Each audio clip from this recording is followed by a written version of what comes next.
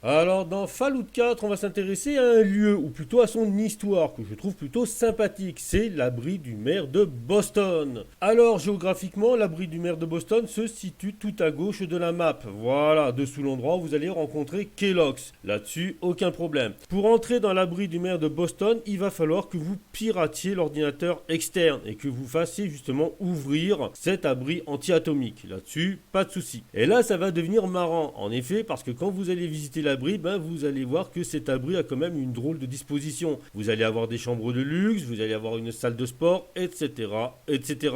Et c'est l'histoire qui va nous intéresser.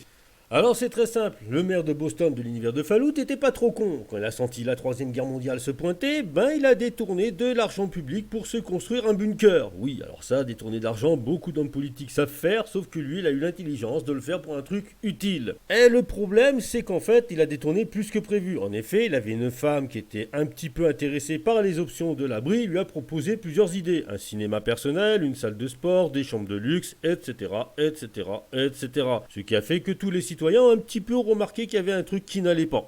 Et le jour où justement les bombes nucléaires sont tombées, les citoyens, qu'est-ce qu'ils ont fait? Ils se sont tous rendus à l'abri Furax. Le maire de Boston, ayant peur justement de les faire entrer et qu'ils exécutent toute sa famille, eut l'idée de se suicider avec un grille-pain dans la baignoire. Oui, on a de meilleures idées que cela jouait à Claude François, mais on s'en fout. Il espérait qu'ainsi sa femme lui montre justement le cadavre à la foule en colère et justement calme la foule en colère. Ce qui est l'idée la plus conne qui existe. Mais bon. Et se passa ce qui se passa, la foule en colère n'avait rien à foutre de son cadavre parce qu'il y avait les bombes qui commençaient à tomber sur la gueule et sont rentrées de force dans justement l'abri antinucléaire. Rentrant de force dans cet abri antinucléaire, l'étanchéité n'a pas fait son office, les radiations sont rentrées dedans et tout le monde est mort comme des cons. Alors si vous fouillez bien, vous trouverez justement des holobandes, des témoignages des derniers survivants. Voilà, et justement de leurs derniers sentiments. Ah, autre point, avant d'aller justement à cet endroit, je vous conseille d'être quand même en bonne entente avec l'Institut. Alors, je vous dis pas de finir l'Institut, je vous dis d'être en bonne entente avec l'Institut. Pourquoi? Parce que vous aurez des synthétiques de partout. Bon, vous aurez aussi un écorcheur, etc., etc., et plein de monstres. Et si vous n'êtes pas en bonne entente, les synthétiques vont tenter de vous tuer. Si vous êtes en bonne entente, les synthétiques vous donneront un coup de main. Donc, vaut mieux être poteau avec eux que pas du tout.